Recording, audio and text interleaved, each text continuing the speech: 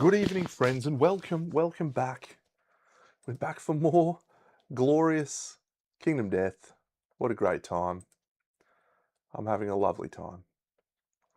I love this game. We're on to Lantern Year 8. Now, we have an option here to do the Chasing Oblivion vignette. And I would like to do the Chasing Oblivion vignette, but we won't be doing it today. It would be cool. It would be cool to do it. But no, not at the moment. I just realised I need the sundial for this showdown, which I have somewhere, but I can't remember where. I think it's in this box over here.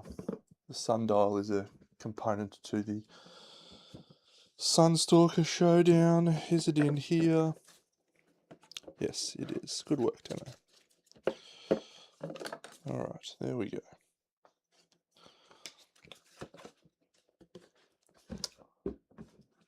So yes, been coming off the high of the finale of Miniature Masters finally releasing and being able to talk about all this stuff, and it's been really cool. Now things are dying off a bit. Good morning. G'day, an actual carcass. Yeah, now we're back. We're playing some Kingdom Death, and it's wonderful. So, in this Lantern Year, we're going to face off against this Sunstalker guy. Here he is. What a giant pest. So, what I might do... Morning, Jim. What I might do is... What is that thing? Anyway, I have actually got a second board set up, so let's do this camera.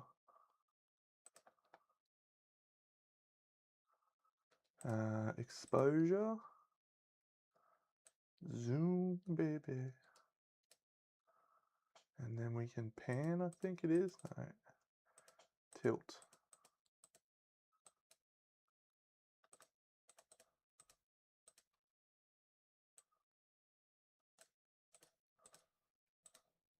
Cool, man.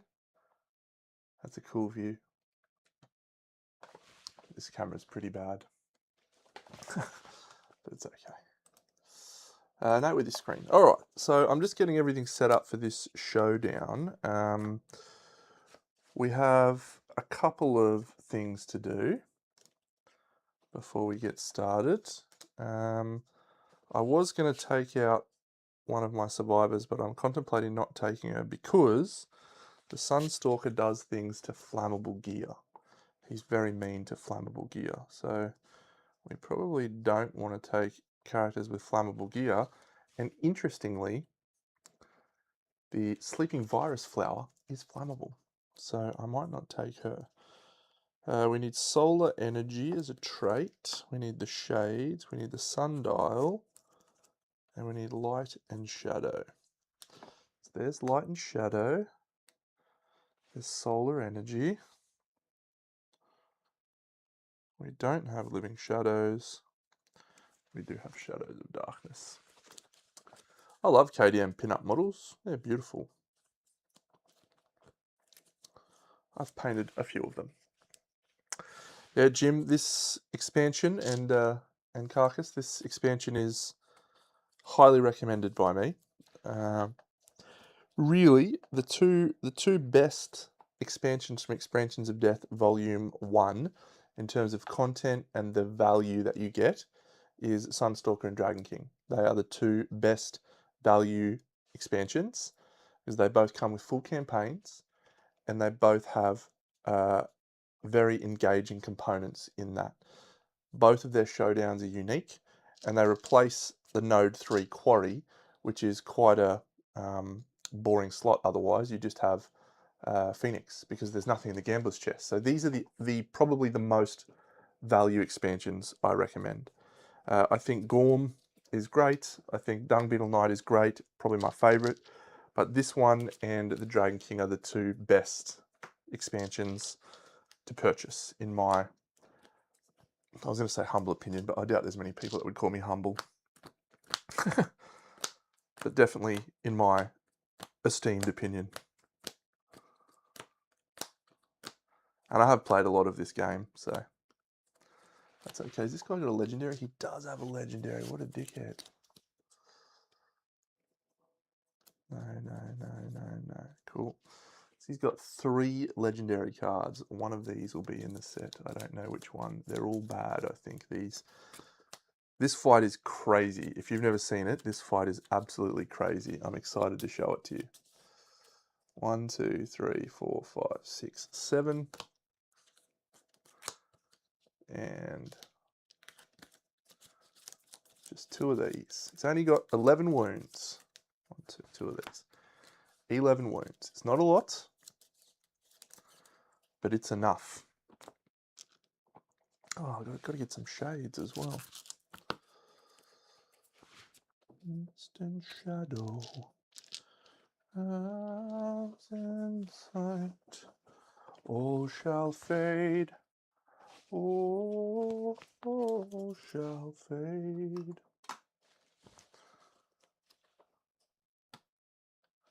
Only one harvester to deal with. Potential harvester roll. That and me basic hunt events.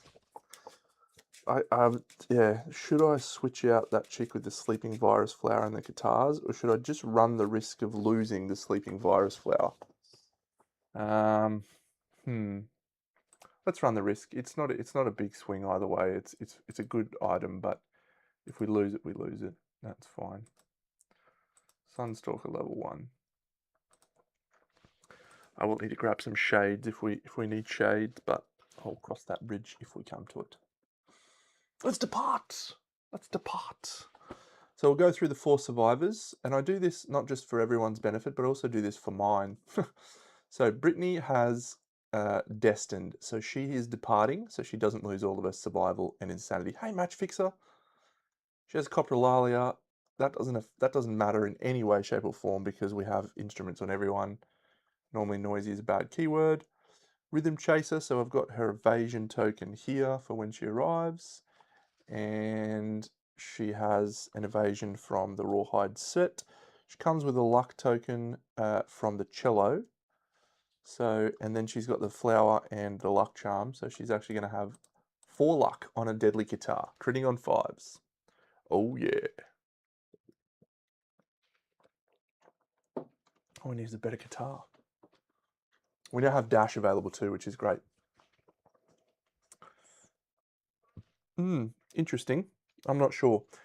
They've just released the Slender Man and Dung Beetle Knight expansions updated for the GCE and put them in nice boxes and everything, and I'm absolutely thrilled. So I'm sure they will eventually do the same for all of the remaining expansions of Death Volume 1. Flower Knight would be high on my list because I think he or she needs a bit of tweaking. So yeah, eventually they'll all get a lot of stuff, a lot of changes. All right, Queen Noble. So Queen Noble is here. That's Brittany's partner.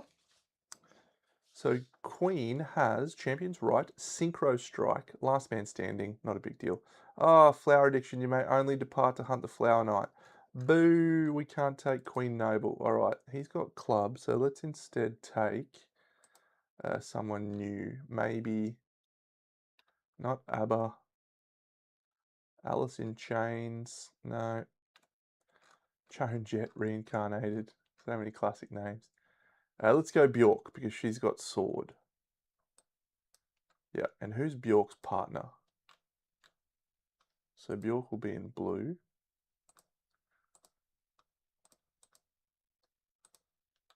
Bjork's partner is Tenacious D. Okay. So Queen's not coming. Do we take Tenacious D or do we just accept Bjork? And yeah, I think we'll just take Bjork. That should be fine. And she's got the Scrap Sword. So all is well. Cool.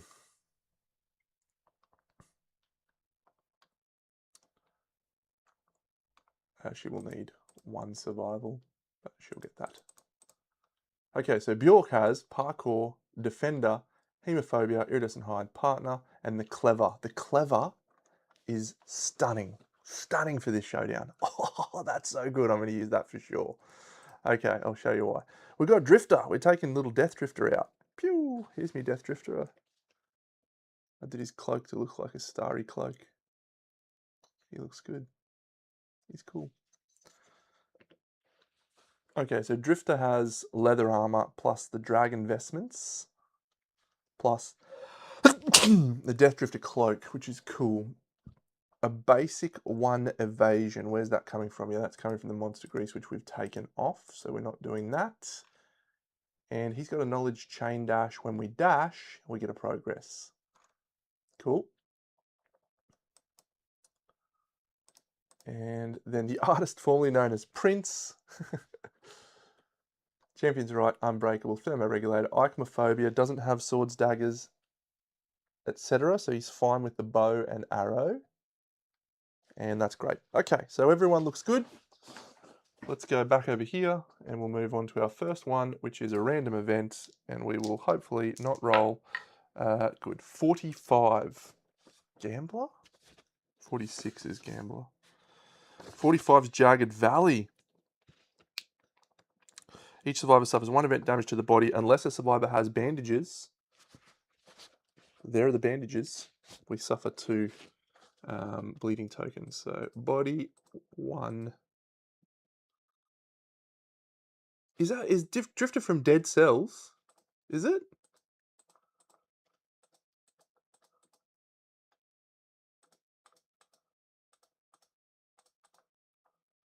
That's cool. I didn't know that. Because there's a board game version of Dead Cells as well. It's based on a computer game, but there's a board game version of it. If any survivor has a pickaxe, we do not have a pickaxe. Cool. All right, so we'll do this one, and we get a perfect meadow. You reach the crest of a glistening meadow, soaked in warm light. Soft blades of grass crunch under your feet. You decide to rest. The event revealer rolls a dice. The event revealer rolls a 5 if you have at least 3 understanding. We do. The artist formerly known as Prince has 3 understanding. You realize something is wrong. The warm light vanishes. Perfect. No negatives. Crackling Sunstorm. Alright, if the event revealer has 3+ courage, the event revealer does its Bjork. We may chase the monster through the storm. If you have innovated Song of the Brave, yeah, that's cool. Alright, yeah, we'll chase the monster. We'll chase that bad boy. We roll an 8. And it's a 9. So the survivor with the lowest courage gains courage. And that is Death Drifter.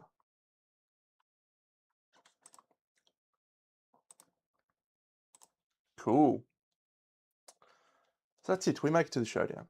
So that's fine. We didn't lose the Sleeping Virus Flower. They're very nice. So this showdown is one of the few that has no randomized terrain.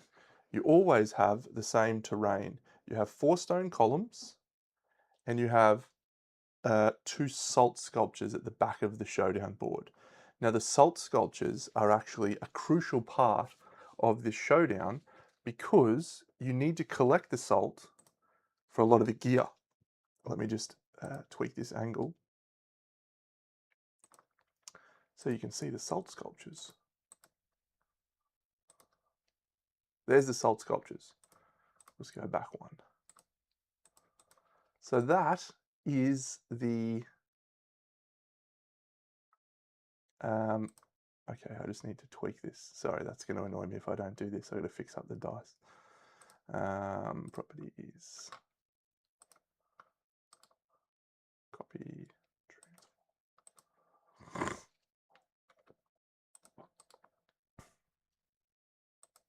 Okay, that's better. So we need to get someone down there to salt sculptures. But, and here's the thing about salt sculptures, you can only harvest them if you are in the darkness. So everything about this guy is all about, he is effectively a giant sun.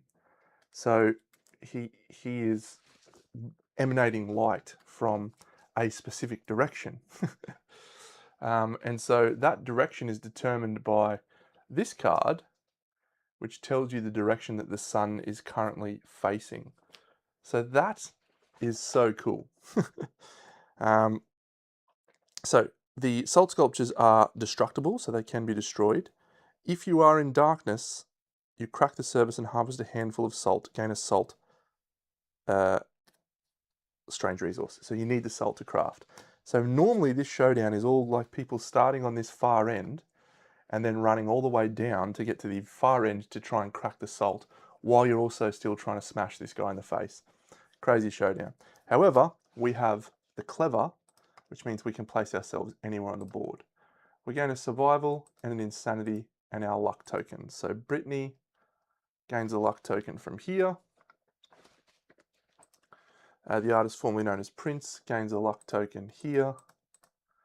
Bjork Noble doesn't gain a luck token, but has a luck token already and has an evasion token because her loadout is the Naked Club. There we go. And this guy has a luck as well. He's got an innate luck. Go Drifter. Sweet.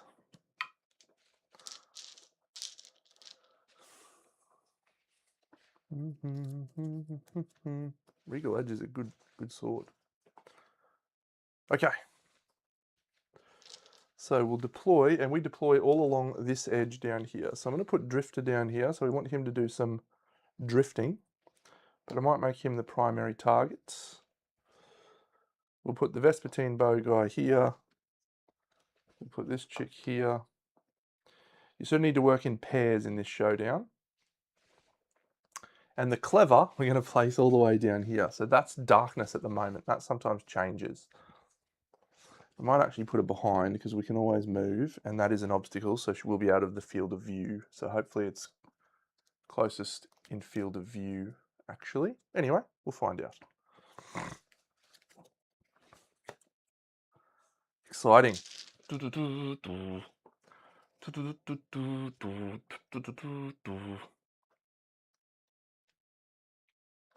All right, we'll get underway. Now we have the I just remembered I've actually got 2 luck here on this thing. I didn't include this because we actually also have the aspirant headband. It's awesome, Model Swifty. Have a look at him. This is a dong. This is an actual penis. He's got a penis there, and then all along the back of him he's got penors. And then, yeah, he's got weird feet on the ends of these tentacles. He's a fucking odd guy. Friedrich Lindstrom, this is a game called Kingdom Death Monster, my friend.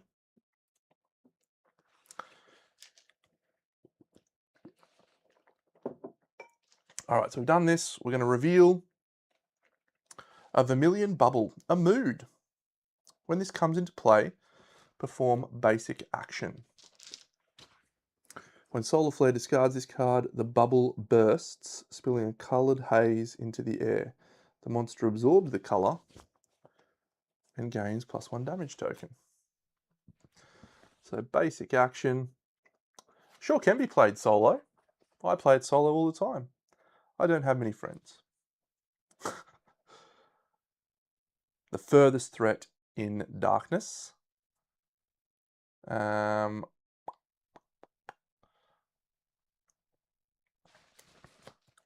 Or the closest survivor. So it is going to be the chick that I put down there, the clever.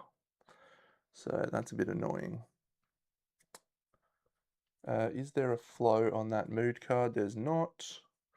Can't do anything about that. So yeah, we're just going to have to do a dash on Björk. So we'll dash. 1, 2, 3, 4.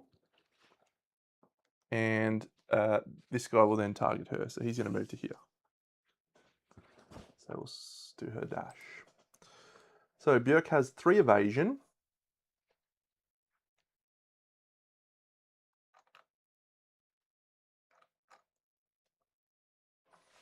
And we will roll 3 speed. hitting on a 4+, so going to 7+, and these are 3 damage apiece. This is knockback 12, so we'll go this way. Okay, so miss, perfect. Okay, so that is the end of this monster turn.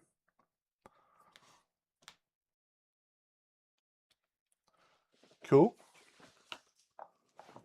Yeah, so the Vermilion Bubble is actually there. I would love Magic the Gathering to have a solo campaign. That would be sick. I'd play the heck out of that. I have played a game called Ashes Reborn, which actually has a pretty good solo version that is reminiscent of Magic. I liked it a lot. Yeah. Okay. Well, this has worked out poorly. So I'm gonna do Björk, and she's actually gonna harvest the salt. So she's over here. She'll harvest that, and that will gain us a salt for the thing. That's actually going to be all she does. She'll move 1, 2, 3, 4, 5. So she's adjacent to the Sunstalker, but she's not going to attack him. 1, 2, 3, 4, 5.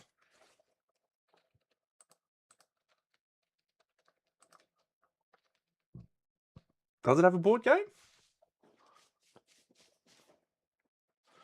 And Drifter's going to dash. We didn't surge, did we? No. We could surge. We could attack. We won't attack.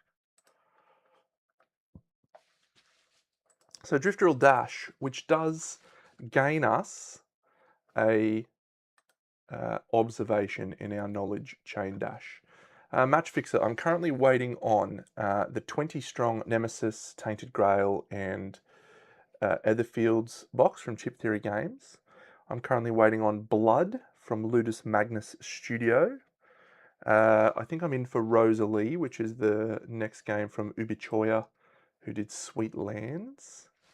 And then I think I've got 1 or 2 others as well, but Blood's the main one I'm pretty pumped for. Yeah, and then some of the little solo Game of the Month ones, so Witch Hunter, Small Time Heroes, Voidfall Resurgence. The Great Library from Vital Lacerda should be around soon. Uprising and Elder Scrolls expansion is the main ones I'm waiting on at the moment. Okay, so Drifter, he's speed 5, so he's going to go 1, 2, 3, 4, 5, and then he's going to go 1, 2, 3, 4, 5.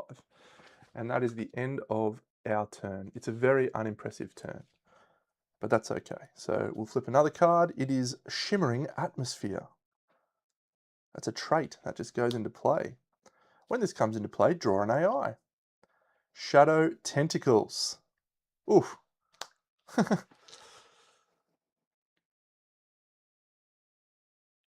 Oh, that's quite bad.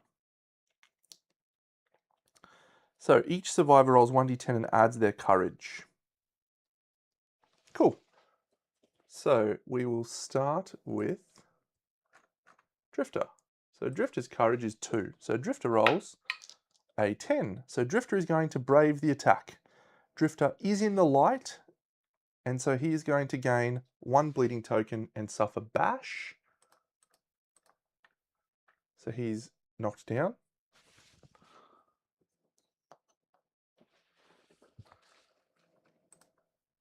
Björk is going to gain, she's knocked down from hemophobia, but yep, she rolls a 9, so she's going to brave the thing, so she gains a bleeding token and is knocked down. The artist formerly known as Prince has courage 5, so he's going to do it as well, almost certainly, yep. And then last of all is Brittany. Brittany rolls a 3. What's your courage, Brittany? Yep, she does it as well. So she can spend a survival to encourage the person with the drum. So that is Drifter. No, not Drifter. Oh, what have I done here? Have I fucked this up completely? Yeah, I've given the drum here. Okay. I'm just straight up swapping these because that's just ridiculous from me. The drum needs to be on that guy. Yeah, that does not do any difference. Cool. So yeah, so we will surge to stand, or encourage rather. Do we get our survival back? We do not. So we're going to encourage to stand up the artist formerly known as Prince. And so the artist formerly known as Prince has the Uproarious. So the artist formerly known as Prince is then going to spend 2 survival to encourage. And when she does, everyone is affected. So everyone stands up and everyone gains 2 strength tokens because of her rawhide drum. Cool. The tableau has improved, yeah, significantly. The main stuff we picked up was a leather, almost a full leather set. We got the end of the Smog Singers set. We haven't really tweaked any weapons for a while. We're due to upgrade our weapons from this guy, and then maybe level 3 Smog Singers is where we'll go for some late game weapons. All right, so that is done. That card goes over here on the Solar Flare track. Yep, that's terrible. Okay, so this is the Solar Flare track here, and you put cards on it. So here's the coolest thing about this fight. You can only attack the guy if you're in the darkness. The darkness is determined by this sun trait. So it tells us when where you're standing, if you're in the darkness. If there is a survivor in front of you here, then you're in darkness. So if I was standing here, I would be in darkness. It's a really clever mechanic. So what I'm going to do is do Drifter. So he's going to dash to here during this guy's turn. And this guy's going to move up to here. So Drifter has done a dash, which again levels up a knowledge in chain dash. And then we'll do the artist formerly known as Prince. So the artist formerly known as Prince is going to use the Vespertine bow. I'm actually going to use the Vespertine arrow. So we're going to roll, have I shuffled these? I think I've shuffled these, haven't I? Just make sure all the cards are in there. Yeah, cool.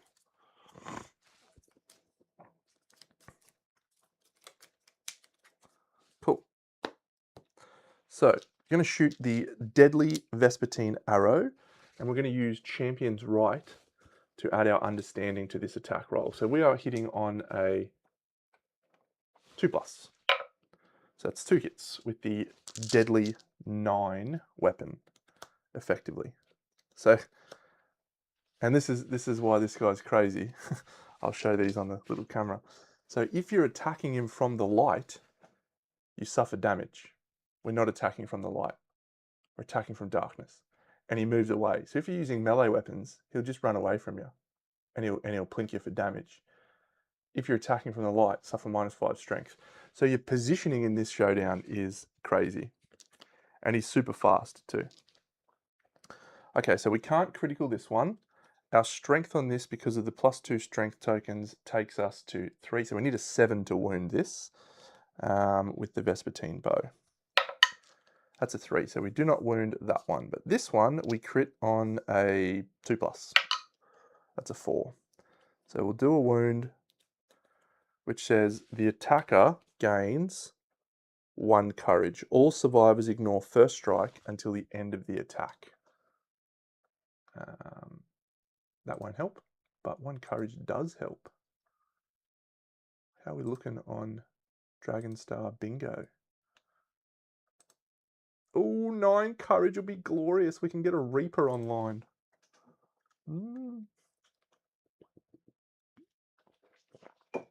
Okay, now we'll surge with the Vespertine bow. It's a 3-speed weapon, hitting on a 6+, 5+, 4+. Hit, hit, so 2 hits. Another one of those, so we ignore that effect. And the death blow. So we can't crit. That's a wound though, which is nice. And this one, that's a 1, so that's a failure. Cool, we achieve a bow proficiency point. Well done, the artist formerly known as Prince Noble. Okay, Björk.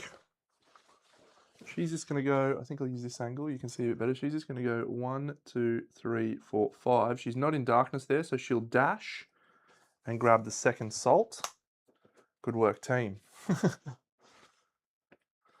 So if this guy dashes 1, 2, 3, 4, 5, then that is no good for Drifter to attack because he doesn't have reach. Does he? No. 1, 2, 3, 4, 5. 1, 2, 3, 4, 5. So she can get into there. But yeah, she's not going to be in darkness either. So we'll just go 1, 2, 3, 4, 5. And that's it.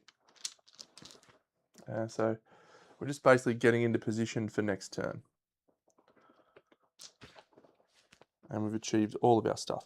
We need for the Vespertine bow person to be the... No, we need for Björk to do the killing blow.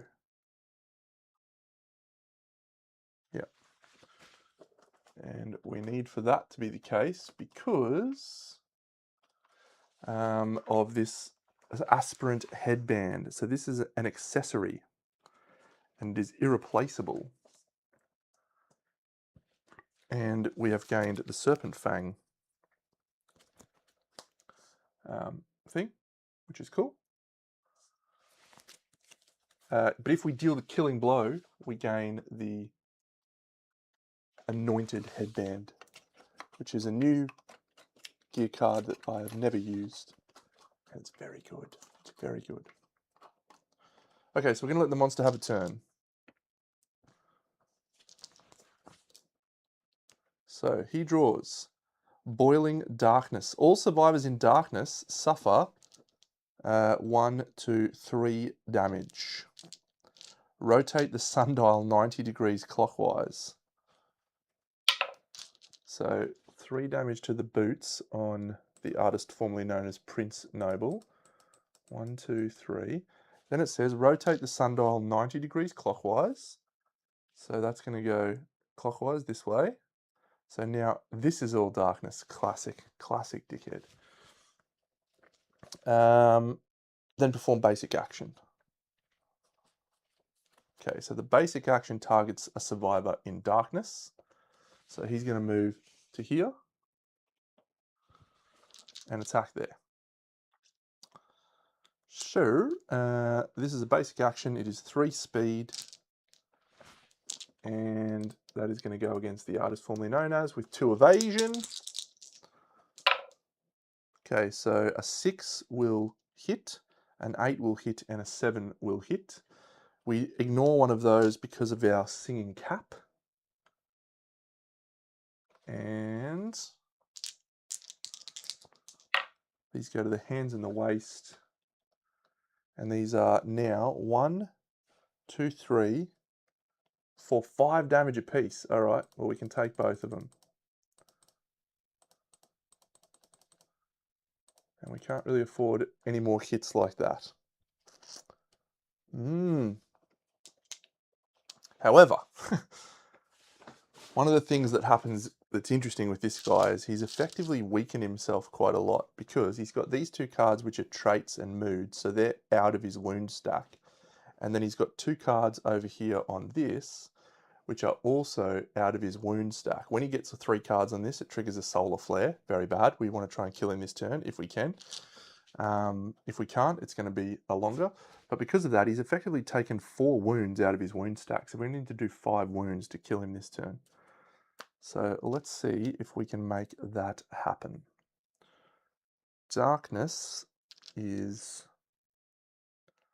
Yeah, okay. So we want her to be the killing blow. And we want her to do a wound. Okay, let's do Drifter. Actually, let's do the Vespertine bow again, I think. No, all right, so I'm going to do this. Drifter's going to go 1, 2, 3, 4, 5, and then he's going to dash 1, 2, 3, 4. Cool. So Drifter has dashed, which increases his knowledge on chain dash up to chain dash 2.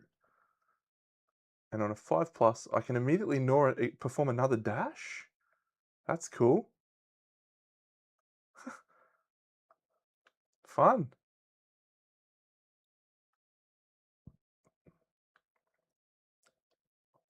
And we may dash 1 additional time per round.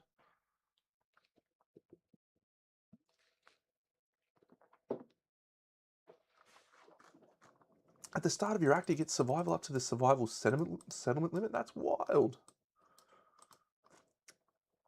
Crazy. It does have a smile like me. It's got a dongle like me too. Look at this. A little massive tentacle down the front there. What a guy. Don't tell Amalia I said that. Amalia was wildly inappropriate on a stream today. Wildly inappropriate. All right. So we've done a dash. We can dash a second time, I guess. No, that's fine. Okay. So yeah, Drifter's going to move to there. So I'm then going to go this chick. So she's going to take her act. 1, 2, 3, 4, 5. So she is in darkness because she's hiding behind his shadow. So she'll swing the guitar. She hits once. Brittany. It's Brittany, bitch. This is a first strike and an impervious. Archive any soluble gear. We don't have any soluble gear, so that is ignored. We'll try again by surging. That's 1 hit. Okay, there is a critical location here, so we can critical, which we do. Gain a Sunshark fin, Sunstalker resource. There it is.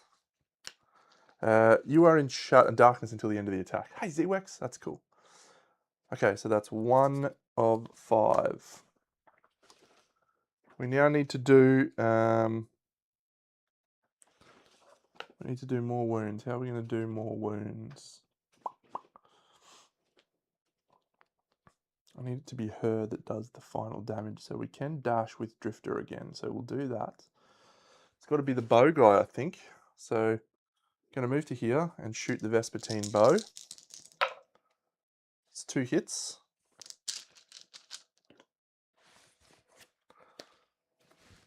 Oh, another first strike, nothing.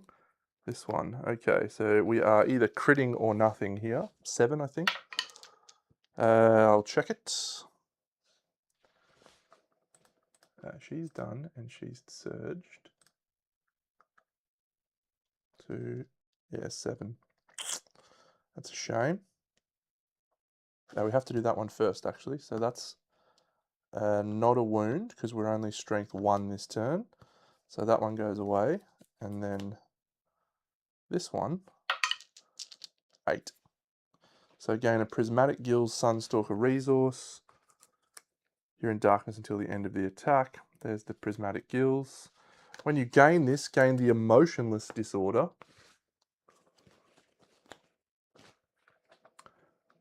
Sounds like me. Emotionless. You cannot gain strength tokens. Well, that's a bit annoying.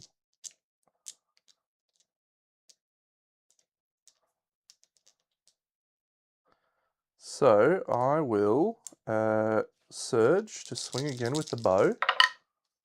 2 hits. Oh, that's perfect. Come on, Demo. Darkness is good. Ah, light speed. Rotate the sundial clockwise until the attacker is in the light. Discard this card for attempting to wound. Okay, so we need to roll a critical here. It's a 1. There's not much we can do about that, really. So that says all survivors in the light suffer 2 brain damage. 1, 2. 1, 2. 1, 2. 1, 2. Yeah, that sucks. All right, well, we're going to have to try and swing for the fences with this sword chick now. So has gained a proficiency point, has gained a proficiency point.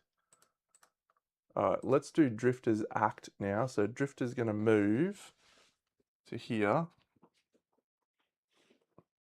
And we're going to let this chick go 1, 2, 3, 4, 5, and then she'll dash into that spot right there. So Björk, we need to do 3 wounds from Björk.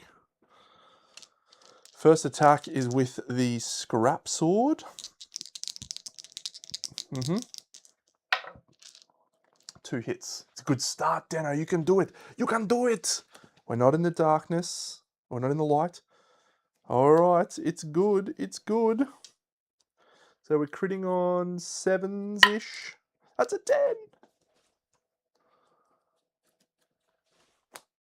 10. Gain a Shadow Tentacle, Sunstalker resource.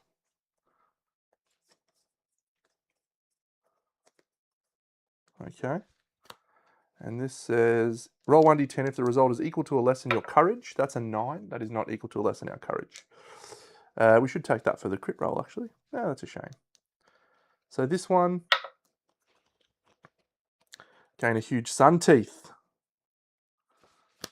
You see a light deep within the monster's mouth. Roll 1d10 if the result is less to or equal than your courage. That's a 6. Damn. You gaze into its maw. Gain a permanent accuracy. So Björk has gained her sword proficiency point. Now we will surge. And we will spend a survival. So we just got to do 1 more wound. And it's game over. If we don't do the wound this turn though, Solar Flare is going to trigger it. And we will be in big trouble. So, did I roll to hit yet? No. Surge with the scrap sword. A perfect hit, which gives me +4 strength. So we're now wounding on a 2+, as long as this is not the trap. Yeah. Critical, fine.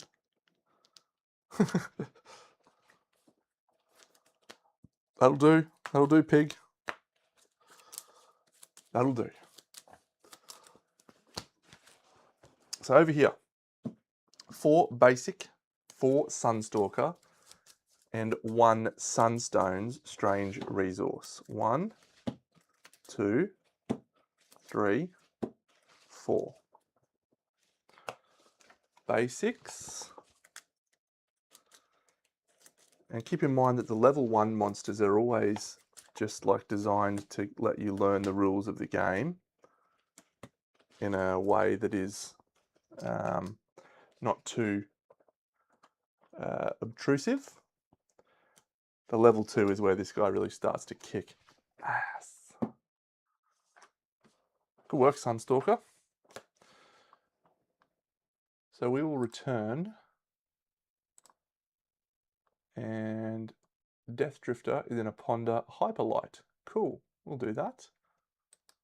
Return and advance the year. What is our timeline events? We have a Tyrant fight this year. Awesome. I forgot about that. Am I doing that tonight? Probably. Yeah, settlement event. Oof.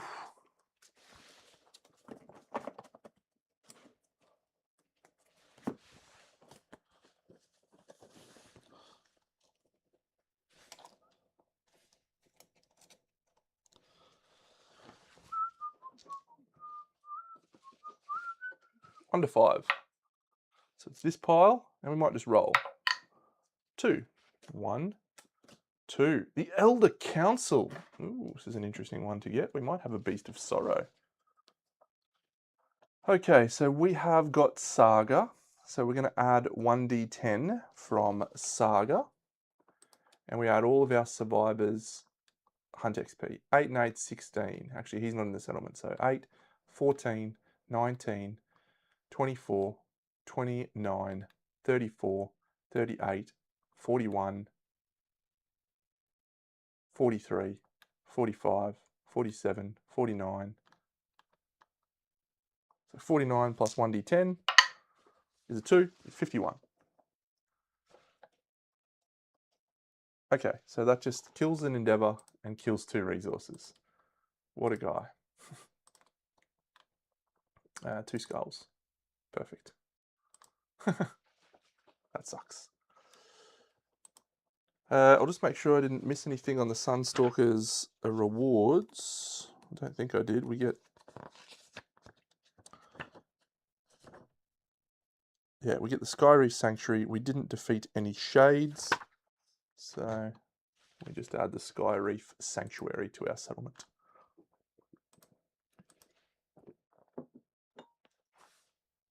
We have an Elder Council. Includes an Endeavour. We'll innovate, assuming we have the resources for it, which we might not. Monster Hide, Monster Organ. Alright, we'll archive that Broken Lantern, and one of the skulls can be my thing to do. So let's add Monster Hide. Cycloid Scales. Boom. Shadow Tentacles. Boom. Shadow Ink Gland. Boom. Huge Sun Teeth. Cycloid Scales. Huge Sun Teeth. Shadow Tentacles. Prismatic Gills. And a Sun Shark Fin. These are high value resources, and this is another interesting component of this game. These resources are both bone and hide, so they're much more valuable because you can use them in whatever crafting mechanism you want, which makes for a very good thing. Okay, I think we will do our innovate now. We really need to get sculpture. If we can get sculpture, it gives us a pretty big bonus, but we need to get it in the next 2 years. So if we see sculpture, we're just going to take it, even if it's not the optimal choice, because the bonus that we get out of sculpture is very, very good. So, shrine, come on, sculpture. Scrap smelting, I've had that like 4 times. Nightmare training, oh, come on, sculpture. Cooking,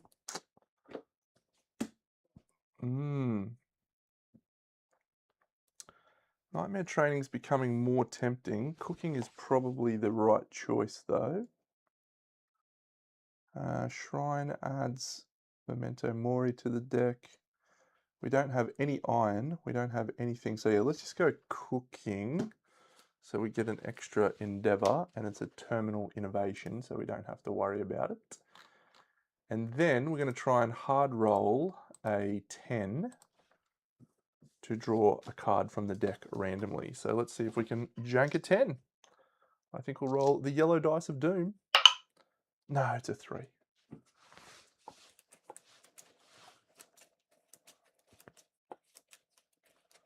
So we would have flipped.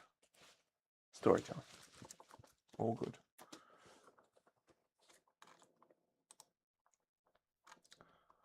Bum, bum, bum. Electric Boogaloo. So Death Drifter is going to ponder his cool knowledge. We'll do that now. He's at rank 3. Oh no, he's at this rank. Yep. I don't know what any of those words say, but we would like to definitely roll an 8+ here. Anything but a 1, Deno. Oh, I should never say that. It's a 10! Deno! So we gain the Severing Twilight and Twilight Knives rare gear. What do these do? Severing... Whoa! That is awesome. What are these? Oh my goodness, this is sick. What is Drifter going to do? So this is a Twilight sword. This is a deadly sword. Oh my god, that is monstrous. Twilight Knives.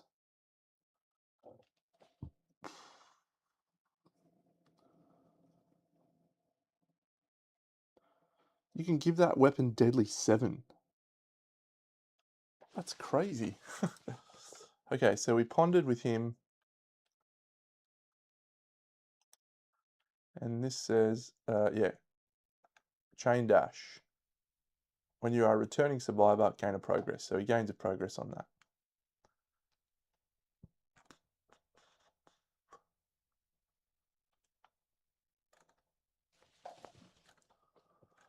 Mmm.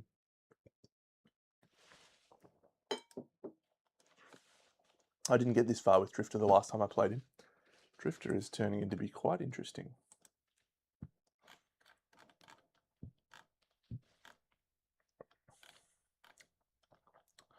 Severing Twilight and Twilight Knives. Huh. Okay, well that's very interesting.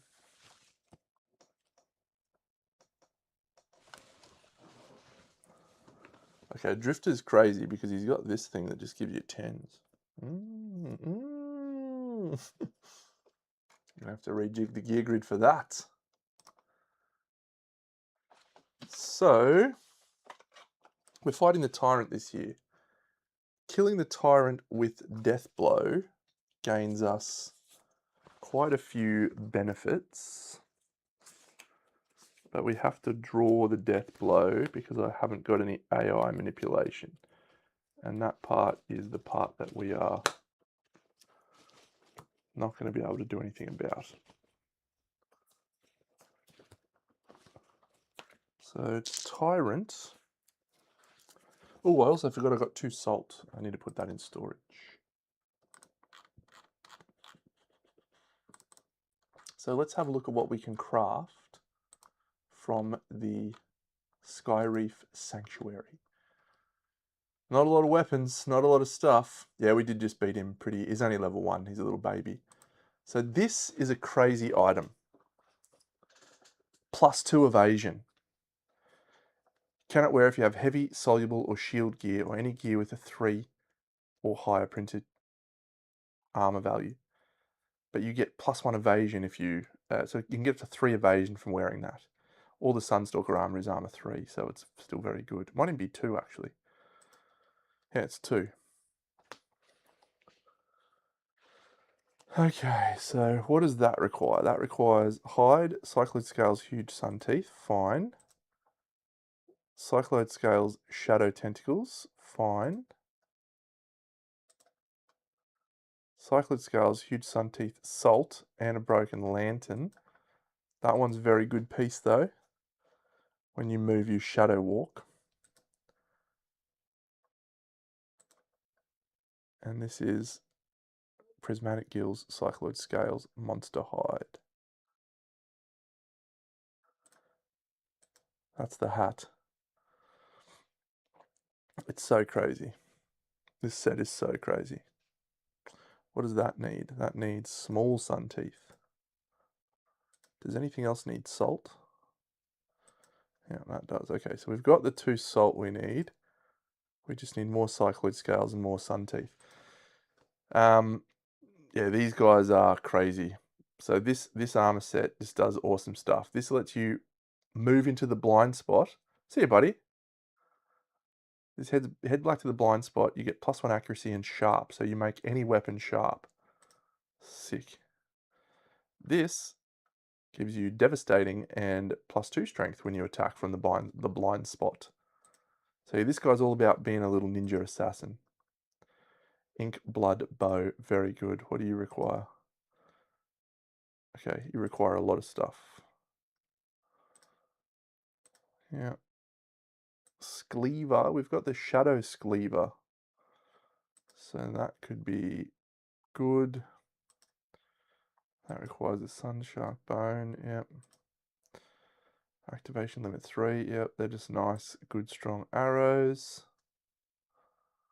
Lantern. Ah, that's right, you can get yourself a shadow during other showdowns. Alright, well I think we craft the jacket and the hat. And that's it.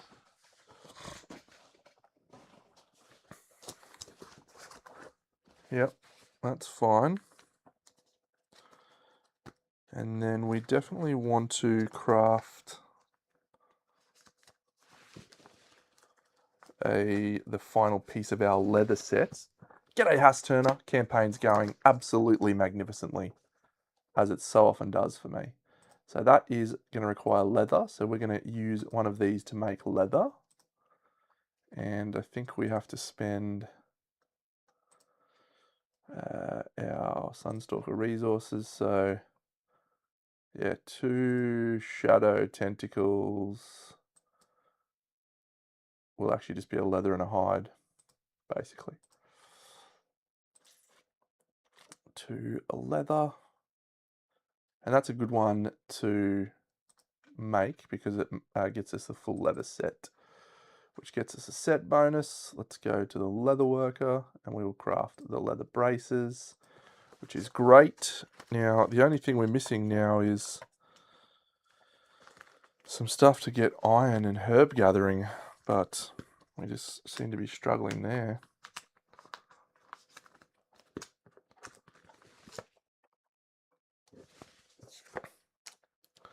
And we now come to the funnest part of the game, which is tweaking with gear grids. Okay, so I don't think we're going to take Drifter because he can't become a People of the Stars. So we do that. The Whisker Harp is good to carry into this. So everything about that looks fine. I've got both of them. I've got them all. I've got everything. I don't think I'm missing anything.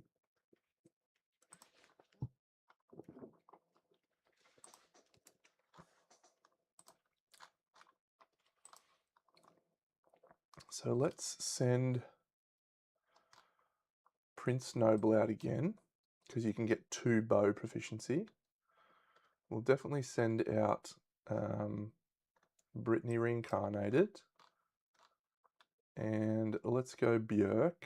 Oh, did Björk do the killing blow? She did! Okay, so we replace this gear with the anointed headband. I've actually fucked up here, haven't I? I have. Yeah, I've fucked up slightly. I can't get the stoic mask. That's all right. This is a cursed headband now. So we've managed the killing blow. So replace this with the anointed headband. So we've become the anointed. We now get +1 luck and +1 accuracy, and we gain the serpent cuirass. When we again deal a killing blow, we replace this with the sacrificial headband, which is cool. So the sacrificial headband we'll need to try and work towards. But we did just gain the other piece of this set, which is the serpent cuirass. So let's get out the serpent cuirass and the serpent fang, because we have both of those now available, and see what they are needing to craft. Perfect organ, 2 bone and 2 scrap. Don't have it. 1 iron, 4 leather, a broken lantern, 2 organs. We do have those. The broken lantern and the organs. So these are new things. Every time I play the campaign, I always try and add some stuff I haven't used before. So these are new. These are exciting. These are pattern gear.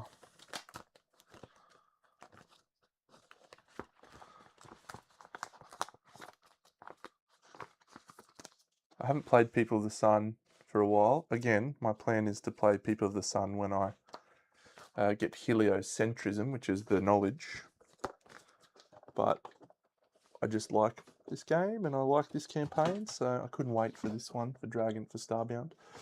Okay, blindside is a rule. I think you get to ignore reactions, or you get to turn reactions to failure reactions. When you wound from this monster's blind spot, add 1 to each hit location. Okay. Amazing. So it's lantern armor, sort of. -2 evasion sucks.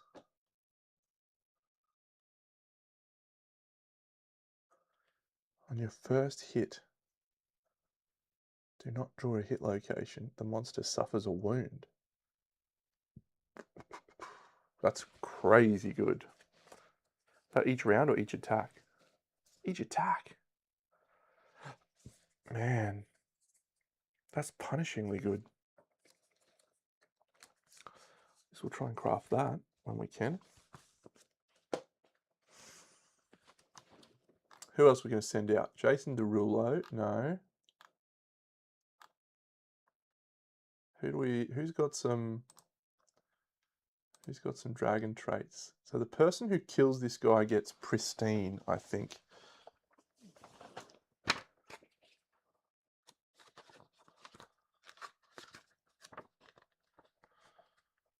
No, we get Iridescent Hide or Oracle's Eye. We need to use the... Yeah, we need to use the...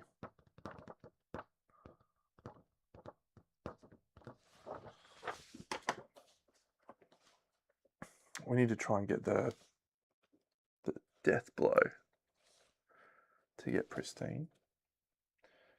There's another way to get pristine, but it's quite hard.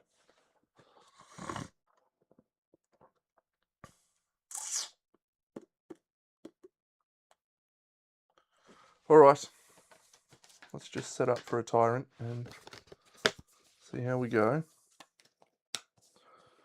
A history book on the shelf is always repeating itself. Waterloo, I was repeating all you wonder wall.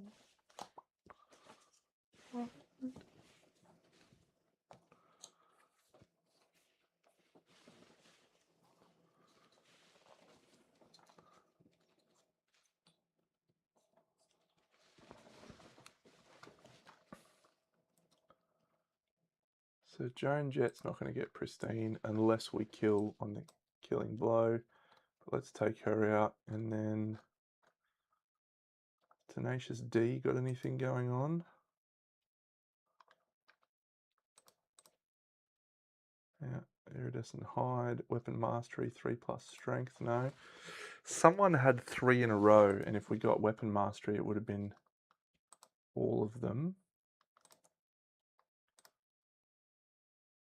Okay, Weapon Mastery and Scar. It's good.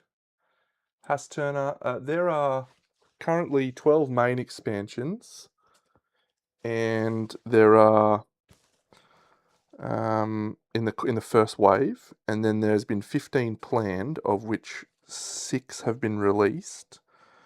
And I have all of those, and then there's the Gambler's Chest, and then there is a shit ton of little expansions, which we call white boxes. I have all of those too. I've spent very, very much money on this game. Very silly.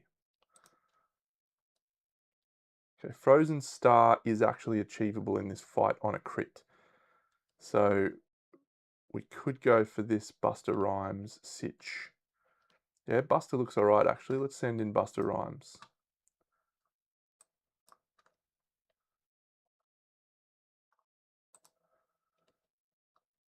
Okay, so Brittany, what's your situation? Yeah, so you're not really doing anything good in terms of becoming a starbound. You are.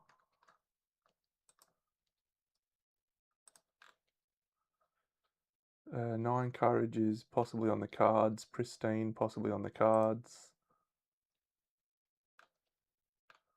Yeah, Prince is going to get an age, which is good. Yeah, 1.6 is the current edition, and 444 is not a super cheap price for a board game, of course, but it is a very good board game with very good models. If you wait till Black Friday, it usually comes down a little bit. I reckon we are not going to take Brittany in this fight. She's just not getting anywhere near a thing. Are you getting anywhere near a thing? You're 0 courage, so you're not getting it either. Björk.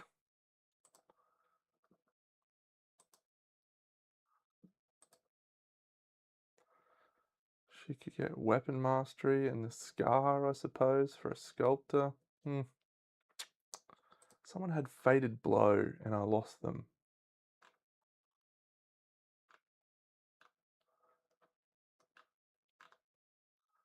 Alright, let's send one of our new survivors out who's pretty good.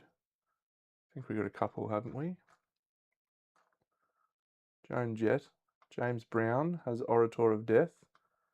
He's pretty good. Couldn't hurt to go James Brown. Alice in Chains. Yeah, let's send out Alice in Chains. All right, cool. So Alice in Chains will make yellow. And Joan Jett will be black. Excellent.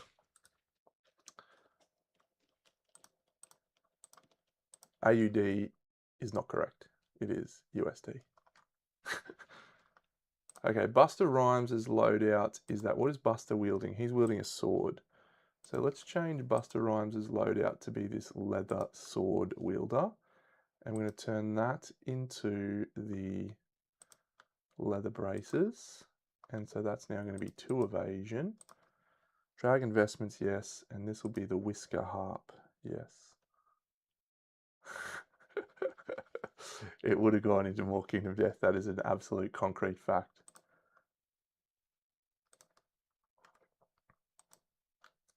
And we have a full leather armor set. Yes. We get 2 survival and 2 insanity on departure. We don't have any luck, but that's a nice little get. All right, that's Buster. Just bust a move. You want it. You got it. All right, the artist formerly known as Prince. We know what's happening there. That's all good. That gig grid has not changed, but this has become a rawhide drum.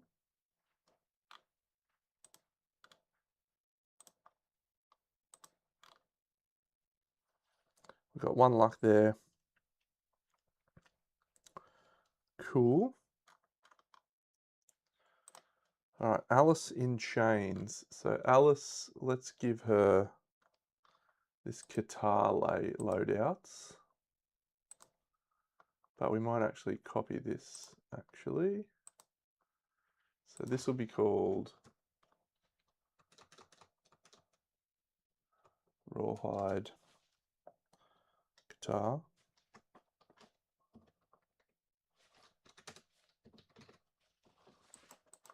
We don't have this.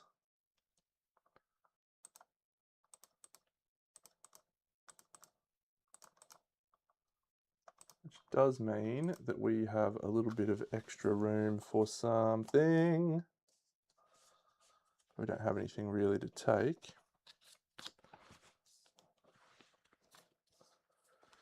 Kingdom Death does have miniatures, mate. Here are my miniatures.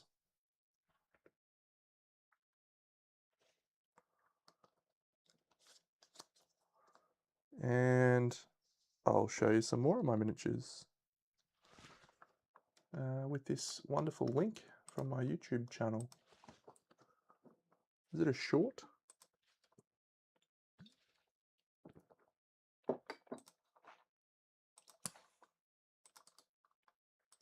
There you go. There's my whole Kingdom Death collection.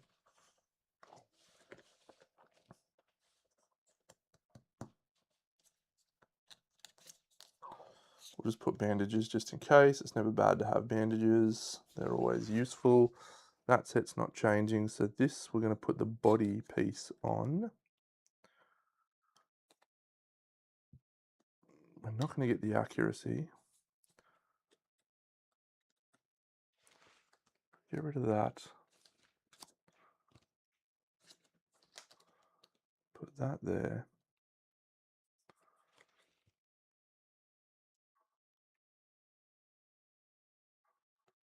Cool.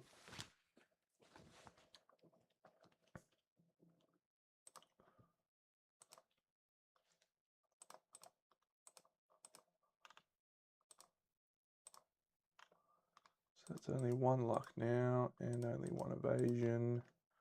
2 survival. Did take a while to paint the Gambler. It's called the Gambler. How long did it take? I actually did that one on stream. It took me quite a few streams. I think it took me about 2 streams. I did some airbrushing work, but it's just a very big model. So yeah, took some time. That's cool. We just need a swordsman guy. I'll grab that out from my collection.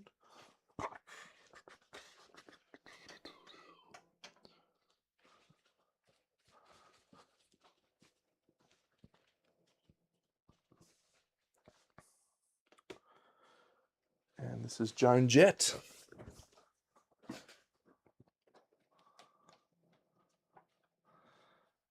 That's a good way to do it. I used contrast paints for a bit, but I always like to go back over them and tweak them a bit. And yeah. So we'll copy this. Oof, first gambler fight. This can be called cycloid sword, maybe?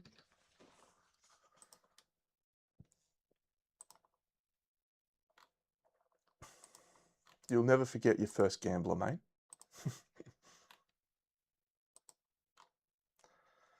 The enemy models are crazy. That's got the anointed headband. So we're going to gain 2 luck, 1 accuracy. Oh, Joan can't wear that though, because that belongs to...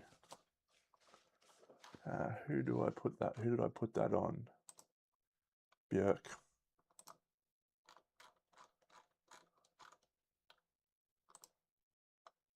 Am I crazy not taking her?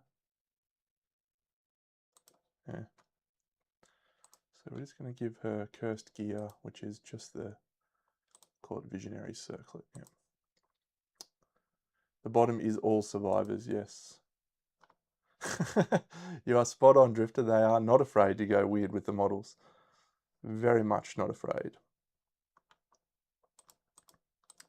We have 1 luck and we have 1 evasion.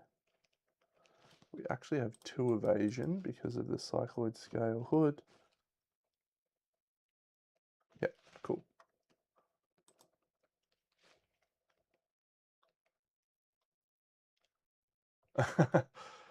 The Gorm. Gorm's a fun guy. That's actually 1 extra luck and 1 extra accuracy. Cool. There's a fun story about him. So this is written by, this game's designed by a dude named Adam Poots, and his partner, whose name is Anna, has always been involved in the design of the game. And they had their first baby while this Kickstarter was happening. First or second, I don't know if it was actually that, but she had all of these trials and tribulations with the baby, where it was vomiting and yelling and screaming and crying and stomping and had farts and burps and belches, and so she actually wrote the rules for the Gorm to replicate motherhood.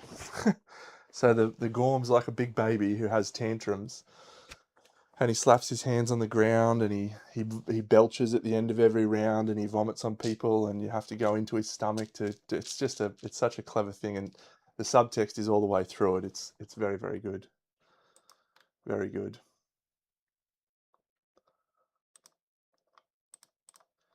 The Sim's got some cool models, mate. The Sim's got some cool models.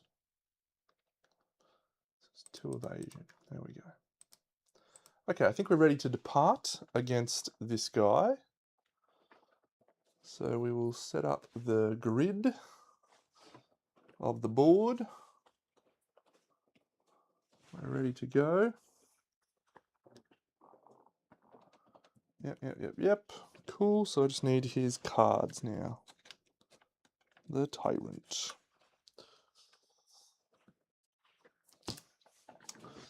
That's a good question, XFXYT. This is a very roguelite game, and so the survivors that you start with are all identical. They're all absolutely the same. But as you go through hunts and showdowns and people level up and gain more power and more ability, your survivors all become unique and different. There are a lot of different fighting arts in the game, many fighting arts. And every one of those will interact differently with different things. So for example, we have this fighting art called Champion's Right, which is before making an attack, you may add your understanding to your accuracy attribute for the attack. That's a cool ability, but it sucks if you've got low understanding. But if you've got high understanding, it's progressively more powerful. The game is very dependent, reliant on this RNG to change up how the actual showdowns and the game feels. You then compound that by adding all of the different AI cards, gear cards that you can craft, and all of the gear cards will completely change up the feeling of the game as well. 1, 2, oh, this guy's in big trouble. He's not going anywhere for us. This guy's going to die very quickly. We're a bit over geared for this guy. He's only toughness 10. And he's only 15 wounds. So we should get through him pretty comfortably.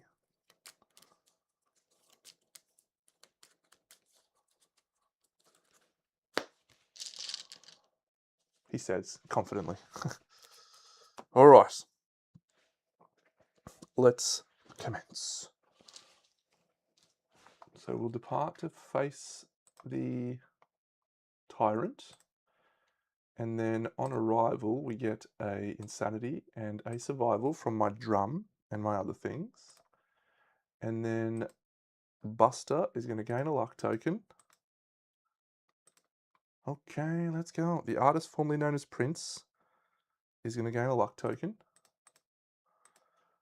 Alice in Chains is going to gain a luck token. And Joan Jett is not going to gain a luck token, but she has 2 luck. She has 1 luck. 1 luck. Cool. No. So here's the thing, Sleepy Slang. If you go back and look at my last campaigns of Kingdom Death, this is just what I do, mate. I go absolutely bunter for a few weeks, playing every opportunity that I have. And then I just go back to my normal routine. But I was streaming every night, pretty much, board games. The only difference is I did a couple of streams with Mossy and with my thing. So I'm not doing that much more than I normally do. You're just more of a fan at the moment because of my celebrity status. Just admit it. We all know it. We got a random terrain card, and we go first. That's nice. A giant stone face. That's good for our bow.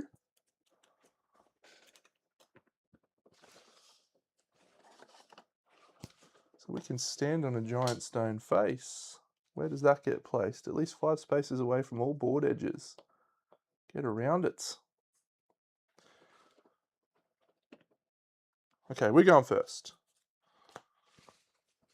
So he's got Crooked Step, yes. He's got Spectral Blast, yes. He's got Quickened, yes. And he's got Destiny's Marrow, yes. Haha, that could be it too.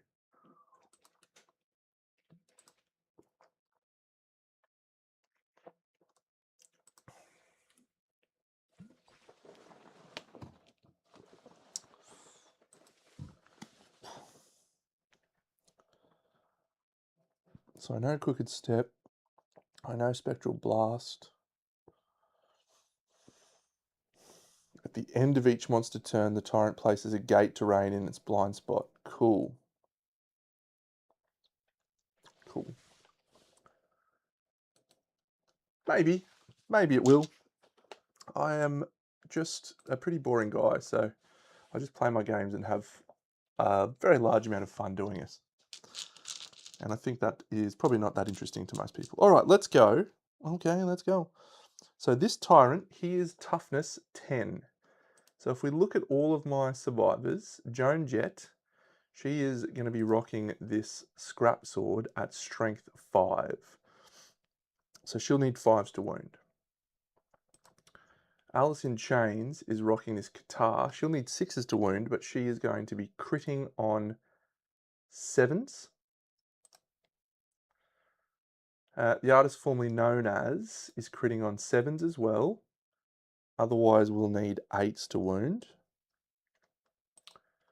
And Buster is rocking this Regal Edge, which is sharp, which means that it is going to be wounding on a 6 with 2 dice. So Buster's our best action. He's our best option.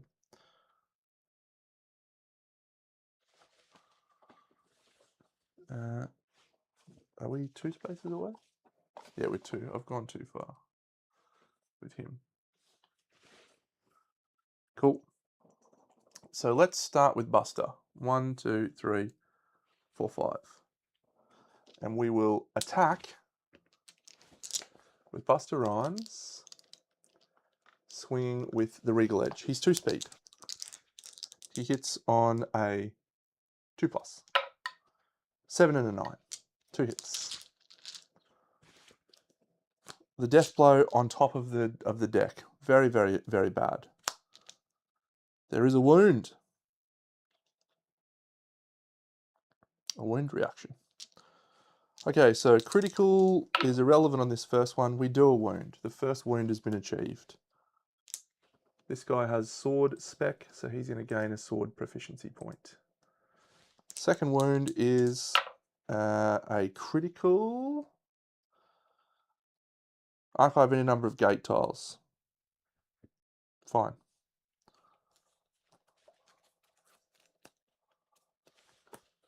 Buster Rhymes will surge. We need a trap, yeah. We need a trap. So 2 speed with the Regal Edge. Hits twice, including a perfect hit, which doesn't matter. Wrong card. A reflex. Oh, that's the one that gets us Frozen Star. Okay, so we'll do the reflex first. Yeah, we wound. Sorry, not the reflex, this one. Yeah, reflex. Cool. Perform Resonate, target the attacker. Resonate is just suffer damage, isn't it? Yeah, target suffers brain damage, but we have no gates on the board, so it's no brain damage. That's a wound, and he's going to perform Crooked Step. So, Crooked Step is he places down a gate tile, and then he teleports away from the furthest survivor. So he's going to place the gate right here, and then he's going to go all the way down here, 6 spaces away. There he is.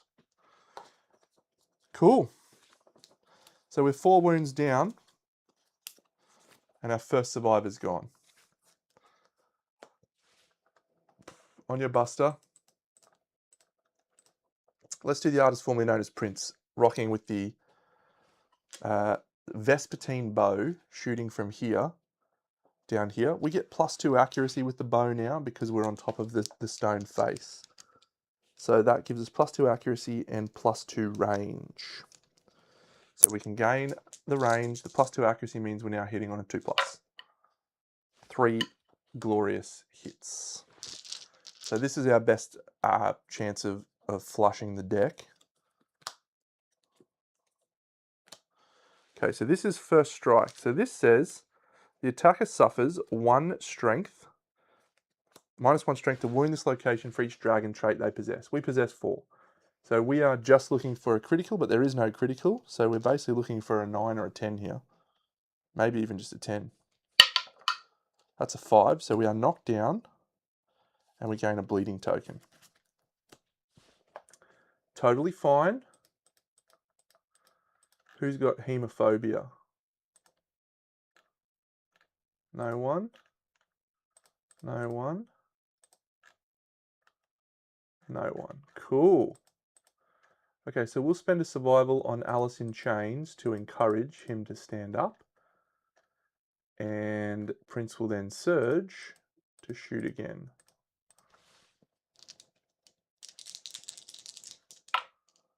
Three hits. First strike, that's another same one of those things. Oh, trap, yes! The attacker is doomed. The attacker and all survivors adjacent to the attacker suffer 2 damage to 2 hit locations and are knocked down. So 2 to the body and 2 to the legs.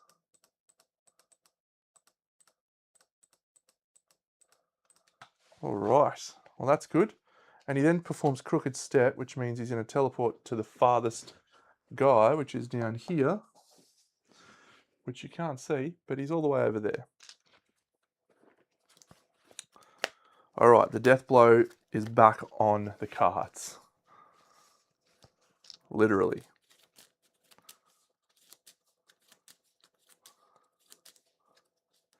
So we'll slide in there with the Scrap Sword survivor. She goes to there. She's going to swing with the Scrap Sword. Actually, she might dash into the blind spot. No, she doesn't get any benefit for that yet. Cool, because she hasn't got the rest of the stuff. Okay, so she's hitting on 3s. Hey, Match Fixer. See ya, mate. 1 hit.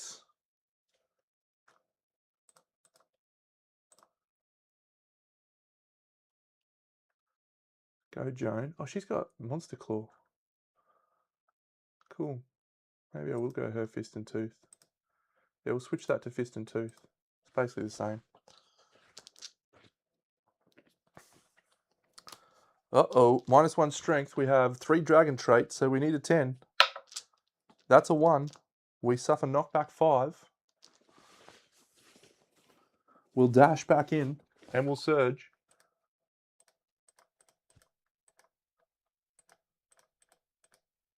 It's Fist and Tooth again. That's 2 hits. Oh, it's pretty tough without the app.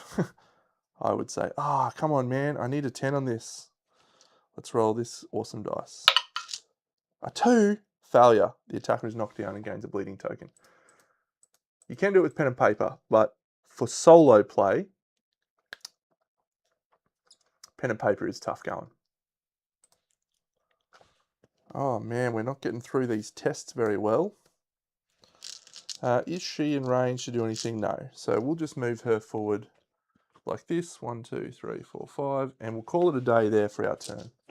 Okay, Buster Rhymes, the Lone Ranger. We have a Gaze of Sorrow. All threats in facing.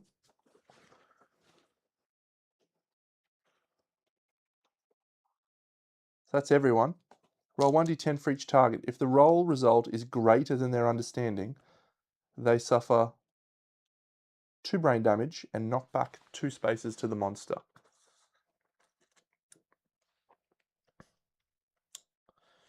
So, yeah, the flow of the game is, when you have multiple players, it's a lot easier. But I played a campaign with a mate of mine a few months ago, and we both use the app, and you can actually get network syncing on the app. So when someone does something, it's live on everyone's. It's brilliant. Absolutely brilliant. And then he went home and he's looking at all the gear cards on the app, and he's like, I want to fucking craft this. And it was awesome. It was so good. But I think pen and paper would be fine.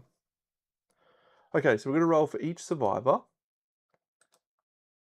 Okay, so Joan Jett, if we roll a 4 or more, we do. She suffers 2 brain damage and 2 spaces knocked back towards the guy, so that's collision, so she's knocked down. Next person is Alice in Chains. Need to roll a 4 or more, yep. So she suffers 2 brain damage and she suffers knockback 2, 1, 2 towards the guy. Next person is whomever, that's a 7. Yep, so Prince is going to be also knocked down, knocked 2 spaces towards and suffers 2 brain damage. And Buster Rhymes needs to roll a 6+ to get knocked down. He rolls a 3, Buster doesn't suffer any damage. What a legend. Gaze of Sorrow done. Let's try again with our Fist and Tooth chick. It's our turn again. We'll swing with Fist and Tooth. A perfect hit and a 6, that's 2 hits. Go Joan Jett. Oh, hang on a second, Joan's actually got the hasty. So her fist attacks gain +1 accuracy, +1 strength, and savage. and she's got the hasty, so she's actually accuracy cert 3 and she's got an extra speed. Okay, so 2 hits, a super dense with a critical, and that's a first strike. So we have to do this one first. Again, it's another test. Oh man, we're wounding on 9s, I think. So we're suffering -4 strength, -3 strength. Yeah, so we're wounding on 9s. Ridiculous behavior. It's a 7. She's knocked down and gains a bleeding token. I will stand her up using the artist formerly known as, and he'll pay an extra so that everyone on the board gets 2 strength tokens for this turn, thanks to the uproarious. And everyone is encouraged. So everyone's got +2 strength tokens, actually except for himself, because he has emotionless, which means he cannot gain +1 strength tokens. What a dickhead. Okay, so Joan Jett swings again, this time with Surge and using her Fist and Tooth. 1 hit. Good on you, Joan. She traps again. Joan. Oh, Joan, you're having a bad time. All right. So perform Crooked Step. The attacker is doomed. The attacker and all adjacent people suffer 2 damage to 2 hit locations and are knocked down.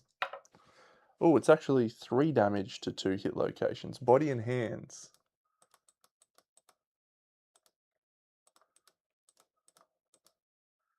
Good on you, Joan. Having a great sesh.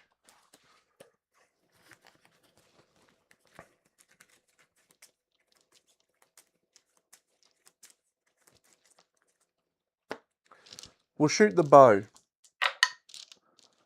3 hits because we are on top of the world. The death blow on top of the deck again. First strike and a reflex. So the first strike we have to do. Can we do a wound? It's a fail. The attacker suffers knockback 5. This is going well. 1, 2, 3, 4, 5. We have not yet moved, so we can move 1, 2, 3, 4, 5.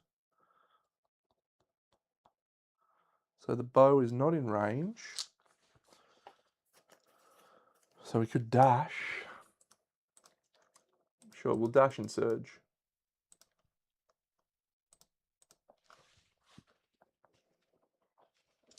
Try again. We don't get the +2 range, but we've got 2 hits. Hello, Leroy. Thank you, mate. Leroy Jenkins. Oh, no. Give us another one. Come on, Deno. You can roll a 9. I promise you. He does it! The tyrant gazes at you with loving benediction. Gain the reincarnated surname. Good on you, Prince Noble Reincarnated.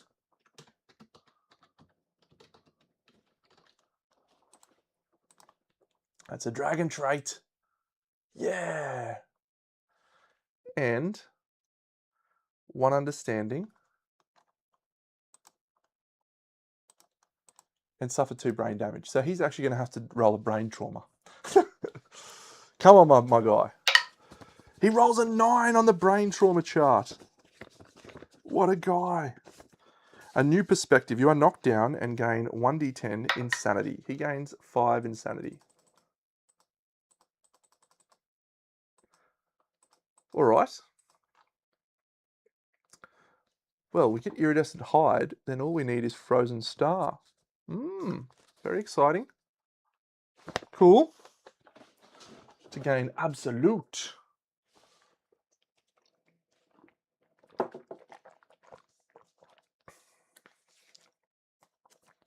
Okay, so we archive this one now because that was done. Archive this hit location. Perfect. All right, good work. He's knocked down. He's out of here. So we can dash here. So let's go 1, 2, 3, 4, 5. 1, 2, 3, 4, 5. And we'll swing with the Regal Edge. Also gained a bow proficiency point. And you actually gain 2 proficiency points against this guy. So I'm just going to do that now. Regal Edge, 2 speed, 2 hits, including a perfect hit. We get a first strike and a reflex. So, can we wound this one? That's a 10, so we can wound. So Buster Rhymes gains the Noble surname. His name is now Buster Rhymes Noble.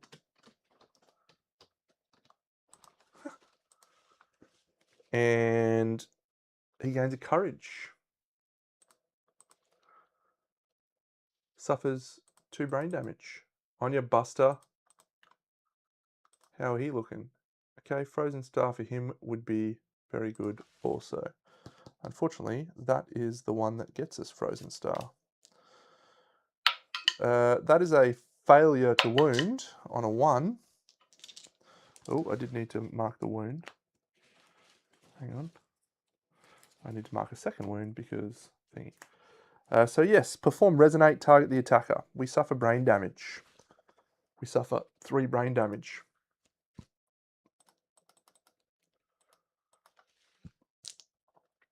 And that's it. If you suffer 5 brain damage, you gain Destined. We could actually get our first People of the Stars if we're good here.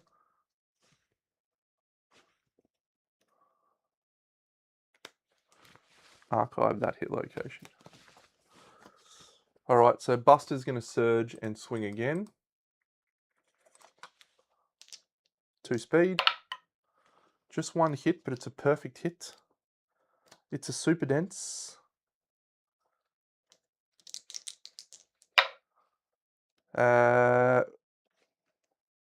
We're going to fall short with that. That's an 8. 2 and a 2. Alright. On your Buster. Oh, at the end of each monster turn, he places a gate in its blind spot. Okay, so there is actually 4 gates on the board. Sweet. Can we get the yellow chick in? She goes 1, 2, 3, 4, 5. 1, 2, 3, 4, 5. She can, so she'll dash and she'll go to here. She'll swing with the guitar. So he has surged. And he's had his turn. So this is Alice in Chains. We'll use the guitars and we're going to swing with Champion's Right. So we're going to get to hit on a 2+ here. We hit twice. We have, oh, there's a wound reaction and a first strike.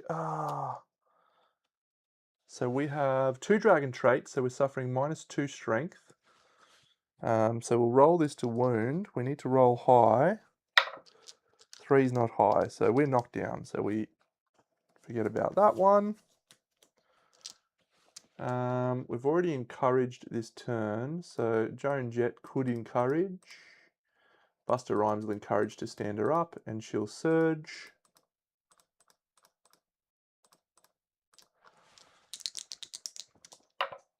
Hits once. There is a wound reaction. If we crit here though, which we do on a 7, we get a permanent strength. Permanent strength, baby! And that's a critical wound, so we do a wound. We'll mark off guitar proficiency. Very nice. Okay, so we've got proficiency points on everyone except for Joan. And we're tracking okay. So let's leave it there. We'll let the monster have a turn again. Enshrine. Closest threat in field of view. So it can be either of them. He's going to move into range and attack. So Buster Rhymes has the most armor, so we'll definitely do Buster Rhymes. The Tyrant's going to move backwards, 1, 2, 3, and he's going to shoot from here. And he's going to go...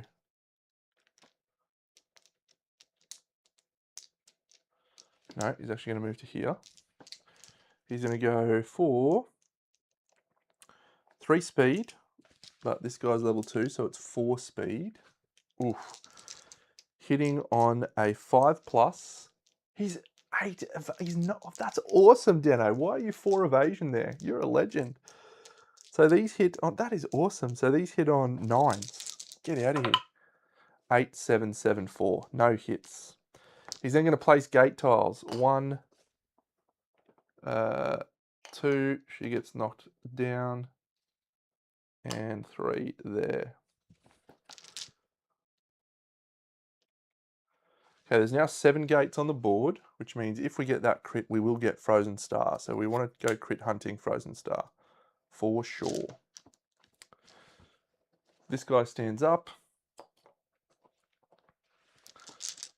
We'll go with him. We'll go with the bow guy, because that's our best crit chance, I think. Yep. So bow guy will shoot the Vespertine bow. Hit, hit, miss. Hit. Okay, so we'll do this one first. This is a... Ooh. This is a persistent injury, inverted chakras. This would be a good one to get. That's a 1. What's the correct order to do that in, actually? Yeah, the correct order is actually this way, because if I fail to wound that, then he wouldn't do crooked step, but this is automatically crooked step, so followed by a critical. Perfect. Inverted chakras. So we'll surge and hit twice.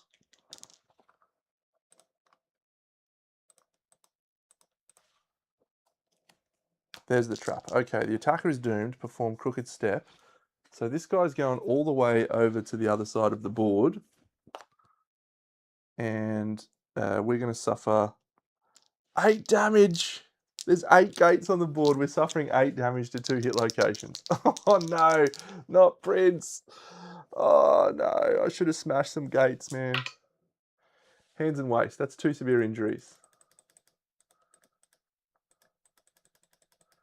Oh, not Prince. Not Prince. Don't do this to me. Look at him. He's a baby. He's a little baby boy. Oh, no. All right, severe injury roll on Prince on the arms. We roll a 2. Prince is dead, but I think he's got unbreakable. So he will ignore the severe injury roll and he will gain a random disorder. Perfect. The second one is on the waist and he rolls a 9. Come on. A 9 is a bruised tailbone. You are knocked down and you gain a bleeding token. You cannot dash until the showdown ends. All right, that's fine. What we do get is the death blow location back in play, as well as that Frozen Star one. Okay, we're going to go Fist and Tooth with Joan Jett. Come on, Joni. Hits none. Surges. Hits none. Joan. Actually, Scrap Sword is the better play there, not Fist and Tooth, for the second attack at least. Because we do need to hit to get him to teleport closer. Yeah. So to wound this one, we successfully wound. Perform Resonate, which means we now get 5 Insanity. And that gives us the Destined Disorder. Perfect. That is a trait. Doesn't help her at all. And now this one is a wound, and we now perform Crooked Step, which is what we needed. So he's going to teleport over to the other side of the board. Down here.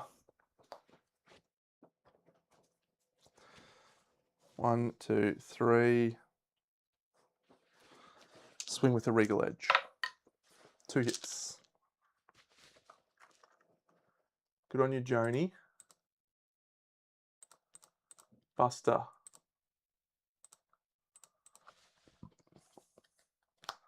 Frozen Star on a 9+. Oh, we've got the first strike. That's okay. We should win this one pretty easily. Oh, because of our thing. We do, so we gain a scar, a permanent strength, and a bleeding token. Ooh, that's actually monstrous. Buster Rhymes can get Weapon Mastery or Frozen Star and Reincarnated. Archive that hit location. Okay, this is a huge roll. If I roll a 9+ here, then we gain the Frozen Star Secret Fighting Art. Ditto! It's an 8. Oh, do we not have a luck charm? Oh, damn. Why didn't I use someone else? That's all right. It's a wound. And we gain Resonate, which is going to gain him Destined. Pretty fine. He would have got, if he could have got Frozen Star there, that would have been Rust online. Oh, how many is his proficiency? We need to do Flower Petal training, I think. Let's get it going. He surges. Hits twice. Crooked Step. Crooked Step. We'll do this one first. It's a wound, so he's going to perform Crooked Step, which means he teleports all the way down the other end of the board. And I can't get to him. She'll go 1, 2, 3, 4, 5. Dash 1, 2, 3, 4, 5. Might actually dash to there and smash the gate. Is that a good play? What do you need for that? Just roll 1d10.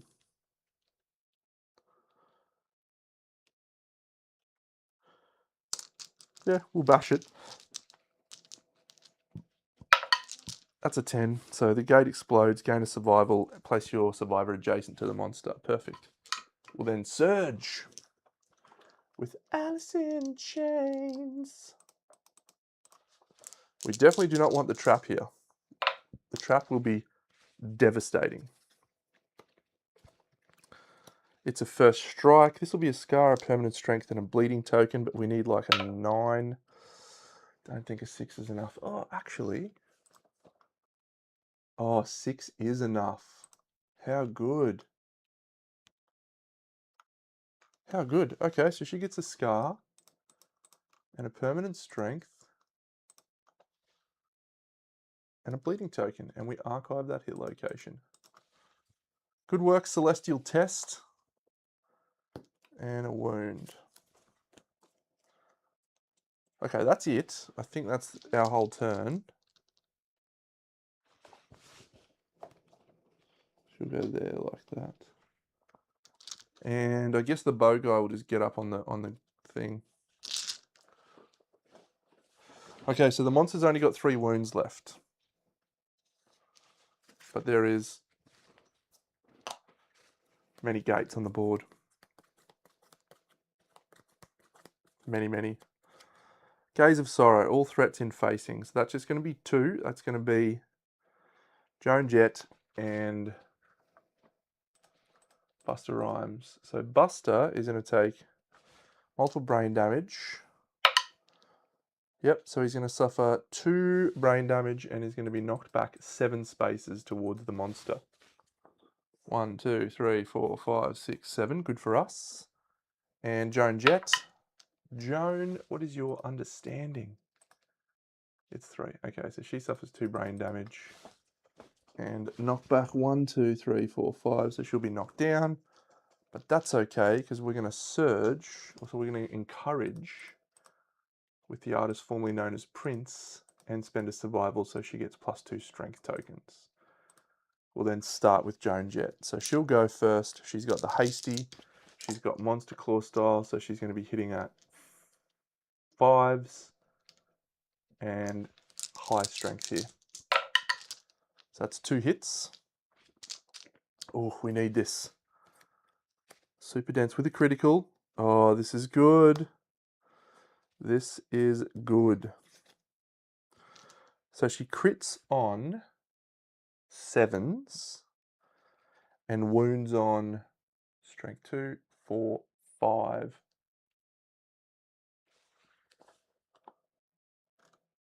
She wounds on 5s and crits on 7s. So the first one, it's a critical. We can archive a number of gates if we want. We'll archive 2, so there's at least 5 still on the board. That's savage because of our first critical. Is Joan Jett who I want to get this iridescent hide? Yeah, probably fine.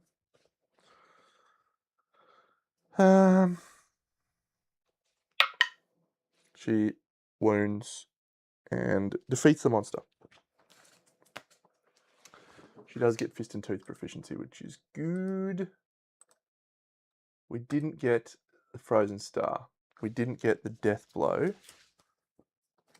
Where was the Death Blow? Trap was 2 down, so that's good. The trap would have been brutal. The survivor may choose to gain Iridescent Hide or the other one. So Joan Jett is going to gain Iridescent Hide. On your Joni.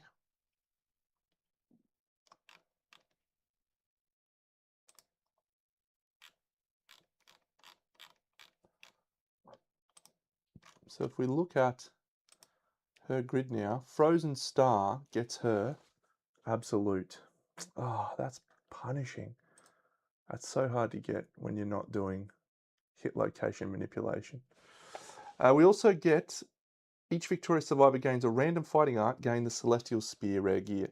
So Buster Rhymes, he gets to choose his because he is wearing the dragon vestments.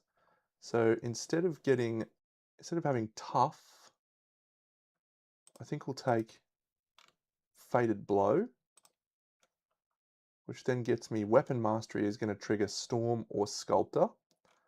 Oh yeah. And then Joan Jett is the same, so she can also choose one. She will also choose Fated Blow, discarding Champion's Right. Fated Blow! Which means we can get Monster Tooth devastating savage attacks, which is awesome. And then our other 2 returning survivors are the artist formerly known as Prince, who has achieved age 2, so we'll get to roll his age milestone now. But he gets a random fighting art, which will be Drifting Turn. Get rid of Thermoregulator. And Buster, no, Alice in Chains gets a random fighting art.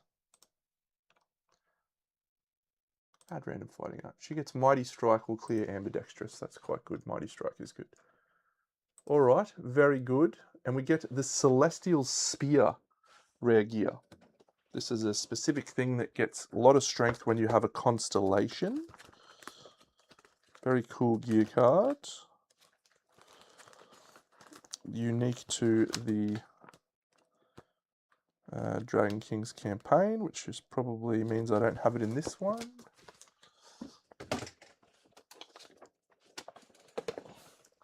Celestial Spear. There it is. So this is a good weapon. So it's a strength 9 spear. If you have a constellation. Strength 9 spear is a good spear. That's a late game weapon. That's strong.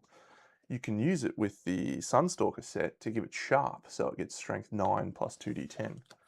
Very good. We have a Celestial Spear. And that's it.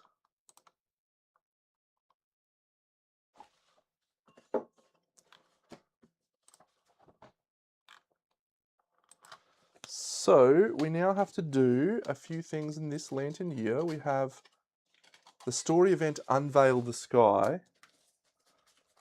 But first let's do our settlement event. 1 to 5. So it's this one, and we'll roll a dice.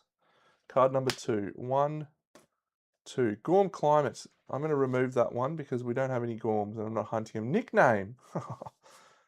Nickname is classic. So each returning survivor gains a nickname.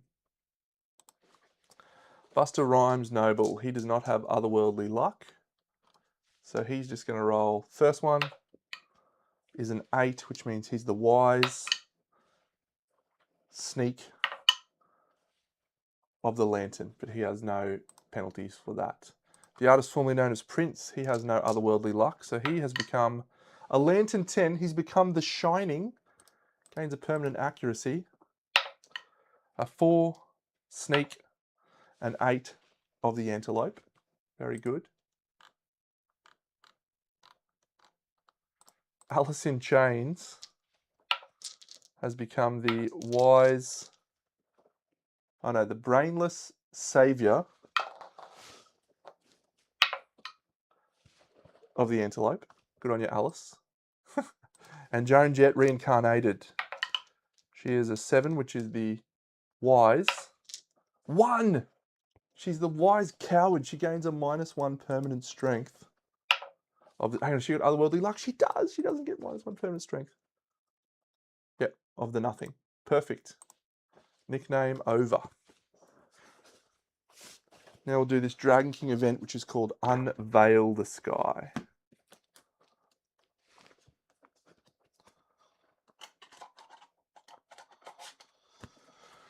We're motoring along at a pretty fast clip here, friends, so if you're not following, don't stress. There is a lot of stuff that I just do by habit now, but reality is shattered, revealing the teeming depths of the limitless night. The celestial vault is thrown open to reveal the world beyond. The sight shatters the delicate boundaries of the survivor's world. In silent benediction and judgment, the celestial faces gaze upon the tyrant's people. Nominate 4 survivors with at least 1 dragon trait. They gain +2 understanding and peer into destiny. A 10 gets us Frozen Star. So we definitely do people that could get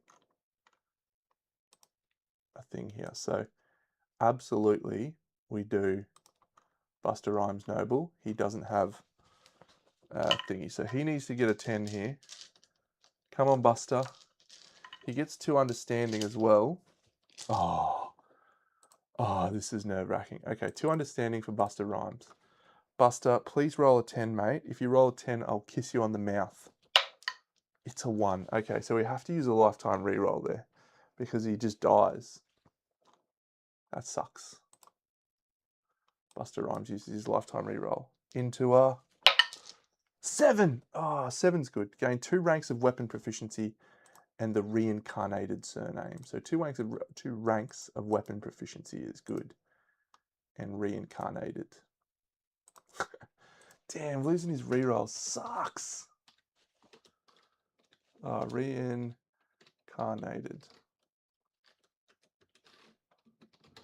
Good work spelling. How many dragon traits he got? Look at him. He's a almost full bingo. Okay, so Buster was our first person. Artist formerly known as Prince. Do you have Frozen Star? Does that help you? Not really. The dice have been in my favour at times, but not today. Sometimes I do better on the dice than today. Queen Noble, not really helping you. Frozen Star. Björk is not really helped. Tenacious D. Not really helped. Jason Derulo. Yeah, Jason Derulo is going to roll. So he has otherworldly luck. So he gets +1 to the art. Deno! It's a 2. Ah. Oh, he gets 5 insanity in the destined disorder. Oh, man. That sucks, man. Is that worth a lifetime reroll to try and get a 9? It's not. What would I have rolled? Good choice. All right, Jason Derulo. What have you got going on? Fucking nothing. Joan Jett, are you on the cards for... Frozen Star will get you absolute. So Joan Jett's going to have a dip as well. Come on, Joni. Joni. She rolls a 5. Gain 3 courage and the noble surname. 3 courage is helpful. 1, 2, 3. And she's Joan Jett, Noble Reincarnated.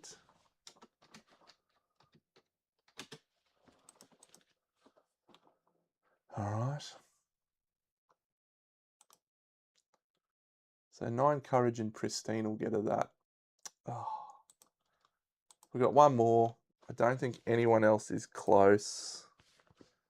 You're not the... I don't think anyone else is close to the thing. So you'll just take someone with otherworldly luck. I guarantee you will roll it on this person that can't get any value out of it.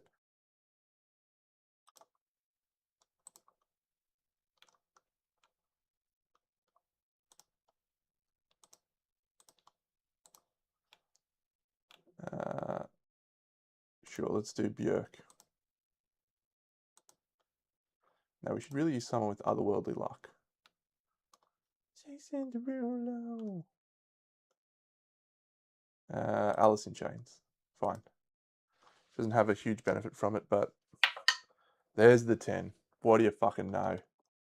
Of course it is. You dickhead, Deno.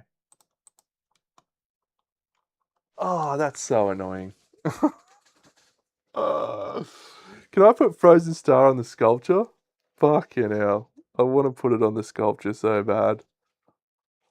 I don't think I can. It's only normal fighting arts. Alright, well, what are you going to do? Did I leave any hide? I don't think I left any hide. Oh, I did leave a single hide, thank goodness. So we'll innovate, and I think we have to use... Oh, I'm actually going to use Fluted Bones first. I've got 2 Fluted Bones, so I'm going to try and roll 7 pluses with a reroll, thanks to otherworldly luck, to try and jank some free music innovation. So, first one, that's a 4 into a reroll, which is a 5. Second one, that's a 10. So we're going to get 1 free music innovation. And I think we'll take Band.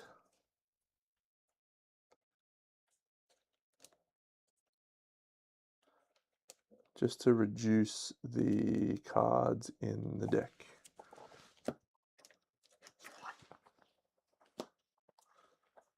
And then we will add the 2 band ones in, which is Symphony. This actually has done a very bad thing. We're better off not adding band at this point. We're actually better off taking Heart Flute. So we'll take Heart Flute. Band adds 2 to the deck. All right, so our Innovate is going to be using a Gaseous Belly, a Whistle Tooth, and the single hide that I have remaining, which is a Sunshark Fin. I feel like that's hard to get. I feel like this is a bad choice, but if we get Sculpture, it'll be a good choice. Nightmare Training, Pictograph, Lucid Dreams is interesting. Scarification. When's the Necrotoxic? It's next turn. We need to go to the throne and try and jank it.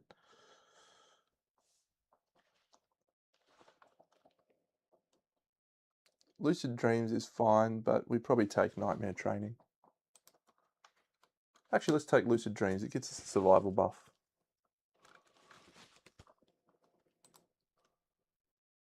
Okay. So our only chance now is we roll a 10 on the Tyrant's event. And we jank the thing. So it's a 9 with otherworldly luck. You fucking legend. All right, and now we need to flip Sculpture. This is a 1 in 12 or something chance. Can you feel it? Oh, can you feel it? Bed! Fuck. So we use a lifetime reroll on, let's go, Megan the Stallion. And Electric Boogaloo has been killed by the Tyrant. Okay, so that leaves us with 6 endeavors, and we now have petal trainings. What's it called? Petal Spiral. So we can get +1 sword proficiency level on a 6+. Excellent. So I'm going to spend 6 endeavors on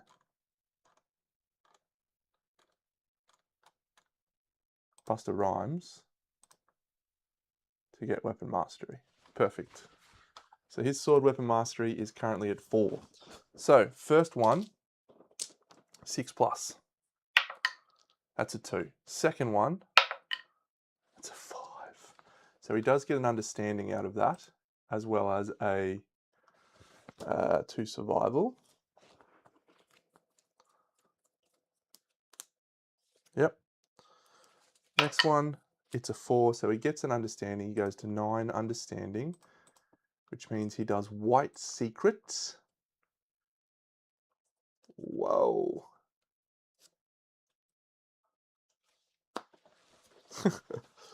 There's so much shit happening. It's crazy.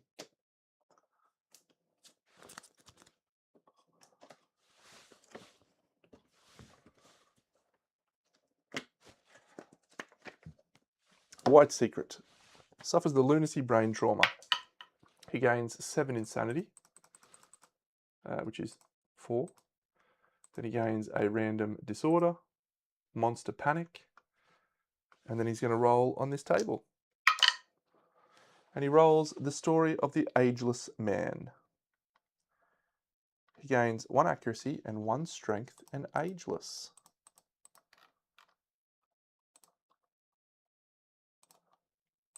Okay. Still got 3 things to go. See if we can get fails. Gets 1. Gets 1. So Buster Rhymes has 6 sword proficiency levels. He is so close to a constellation. This is almost as close as you can possibly get. If he's got pristine, he's a gambler. If he's got frozen star, he's got absolute and rust. If he gets weapon mastery, he's got sculptor and storm. It's fucking crazy. Absolutely crazy. All right. Well, we're going to end it there. That's a cool session. I'm happy with how we're traveling. We're on Lantern Year 10. Our settlement's looking good. We are not going to get the necrotoxic mistletoe and get an acanthus doctor, which sucks. I was really keen to get an acanthus doctor. But yeah, we've got a lot of other good things going. So we'll go hunt another level 2, I think, Sunstalker this year. So that'll be tomorrow night. I'll catch you all then, friends. I hope you have a wonderful evening. And ZWEX, I hope you have a wonderful day.